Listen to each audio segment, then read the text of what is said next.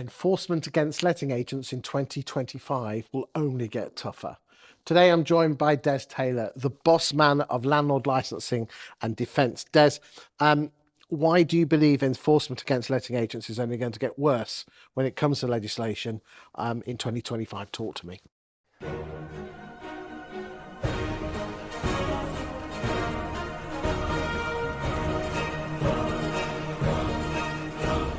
Because the Renters' Rights Bill tells us it will.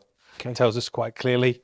Since the Housing and Planning Act 2016, I've been involved in defending letting agents and landlords, and the enforcement has just got progressively worse.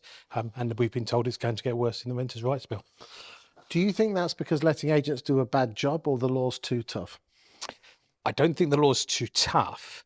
I think the enforcement has become more enforced since 2017 when they started doing it, and people have been oblivious to the laws that are out there. The regulation's been there a long time.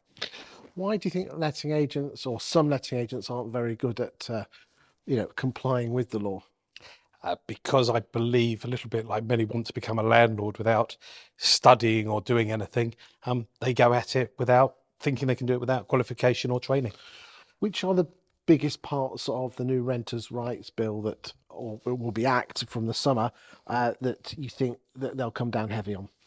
I think will be termination of tenancies and the commencement of tenancies. This is the easiest pickings for the local authority, which many agents are still getting wrong today. I mean, it scares the living daylights out of me that if you put a house on the market but the sale falls through, you can't put another tenant in for another, is it over a year or something? I think the total is going to be about 16 months. Oh yes, it's a year plus 4, isn't it? And I think most landlords and most letting agents haven't considered that, don't understand what it will mean, and don't realise the restrictions. What other aspects of the Renters' Right Bill do you think agents going to come a cropper? I think they don't realise how much of the current Housing Act 2004, so HHSRS, where they talk about the Decent Home Standards, this is nothing new. So it's going to be that type of understanding. So the outsourcing of check-ins, check-outs and mid-term inventories will be massively important, and thinking you can do it yourself without qualification will be silly. Do you think outsourcing is the answer here? I think you've got to give it to people who do things hundreds of times a month, not to people who do it occasionally. You really need people. It's a bit like getting in a boxing ring. You need to be trained. You don't go and have a fight with somebody who's a world champion at it, which the councils will be.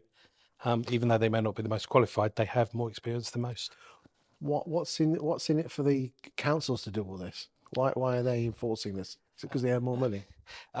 There is that aspect to it, because all enforcement monies will be used for more enforcement, but they're supposed to give us safer houses for the tenants, etc. But it is a great opportunity to ensure that housing is improved, and there are a lot of people out there not doing it correctly. What would your top tips, apart from outsourcing, be for agents, Des? So the first thing would be for an agent to get compliance under their belt. I wouldn't suggest trying to do it all yourself. Get somebody on board, get them properly trained. If you haven't got somebody, or you're too small, find a firm that can do that, who does this on a regular basis, has certified HHSRS staff and has certified fire inspectors, because all of these things are becoming more and more important. What, even in a two down terraced house? Absolutely. Some of those houses are the ones that are getting enforced against the most. Wow. Do you think this is the slow death of letting agents?